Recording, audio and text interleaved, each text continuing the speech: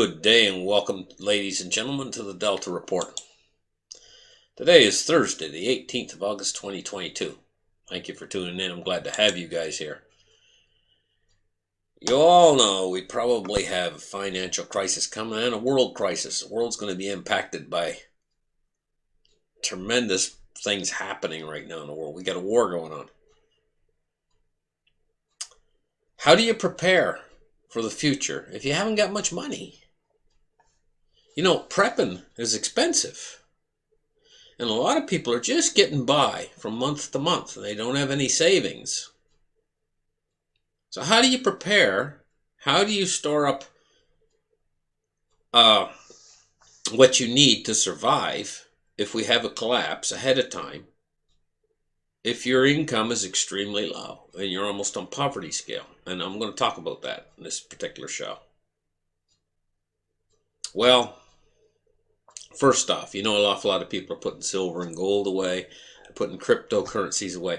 All that stuff's very expensive. Silver, gold is like, how do you afford that if you're on a say a very small fixed income, or your wages are extremely low every month and you're just barely able to make the payments on your rent or mortgage or the car payments and stuff? You're just barely able to scrape by.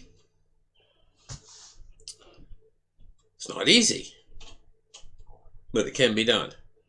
There's an alternative way. And first I'm going to talk about substitute for the gold and silver and cryptocurrencies, which cost a lot. You practically got to be rich to buy that stuff.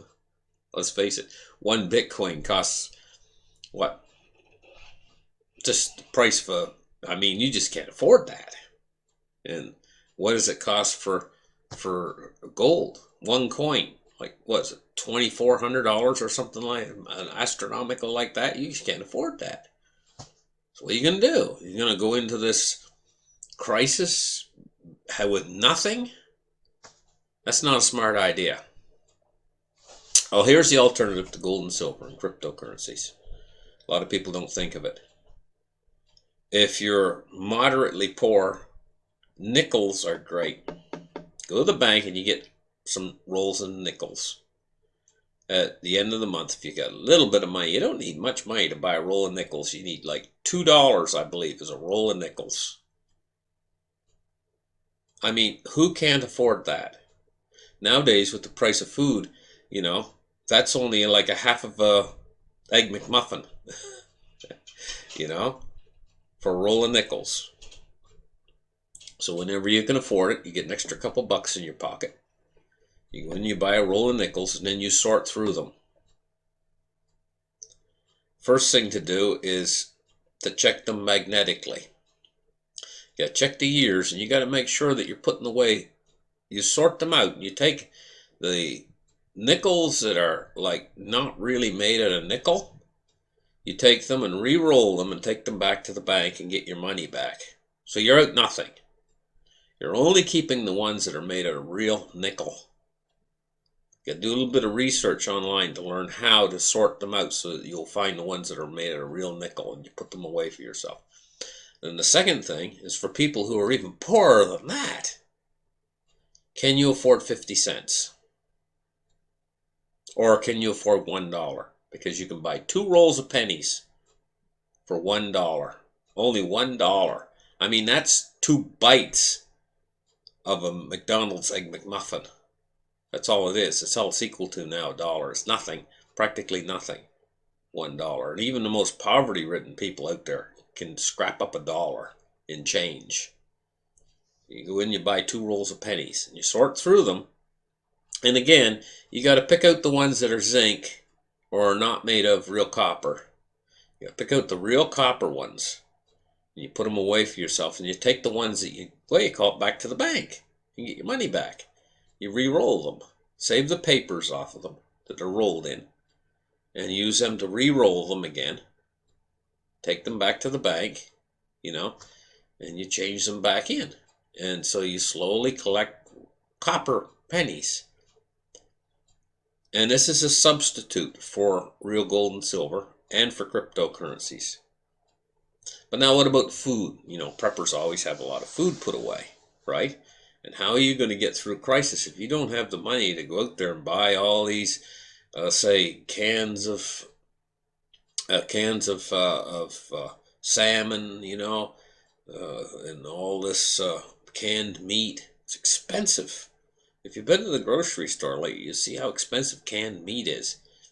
You don't have the money to go out and afford that. You don't have the money to go out and afford the common, ordinary items that preppers would put away. It's quite expensive. Well, there are alternatives that provide a lot of calories. That's dry. And one of my favorites would be uh, to buy the bulk oatmeal, dried oatmeal. I'm going to tell you from personal experience that dried oatmeal goes an awful long way in a prep closet, and it's really cheap. At least I don't know if they still have it, but they used to have in the breakfast section of Walmart. I think they still have it. A big bag of oatmeal, enough to feed a starving person for a whole week or more, or maybe even a week and a half, for $2. I mean, that's one of your cheaper options that you can get to put away as a prepping supply. And it's got a lot of the things, like 90% of what your body needs, besides a few supplements you'd be missing, like vitamin C. That's another thing you got to remember, is you need to have vitamin C put away in your preps. Because there's a disease if you go too long without eating natural fruit and vegetables or something that's alive, that's been growing. You can get something called scurvy. So if we do have some sort of a crisis where the country goes down into an economic turmoil, and if you're in a place maybe in the north where nothing is growing that time of year, maybe you're trapped out in some place like Minnesota or someplace like that, way up north, and they got snow coming and ice, and you're trapped inside your house, and you got hardly any heat. You maybe even have to burn your furniture to survive that winter. Then there's no fruit and vegetables or anything. What are you going to do? Well, you'd probably have to turn to vitamin C tablets in order to maintain your vitamin C so you wouldn't catch scurvy. But now, if your same thing occurs, we get an economic collapse and you're in some place like Florida, there are things that grow naturally in the environment, if you know what they are, different, that you can eat to keep from getting scurvy. So most places south of I call the Mason-Dixon line in the United States, in other words, the whole entire southeast and southwest, there are things that you can find that are grown pretty much year-round to keep you from getting scurvy. But to the north, you probably have to have that in your arsenal of prep items, is vitamin C. In hard times, because that could be an issue once again, in a world that's gone topsy-turvy. Another item that's generally cheap is canned beans or dried beans. But you got to keep them dry too. If you buy dried beans, you got to keep them dry. They're pretty cheap, pretty low cost. Some types of pasta, when they put it on sale, is a pretty low cost item for prepping. And again, these items go a long way for very little money. They're some of your cheaper prepper items.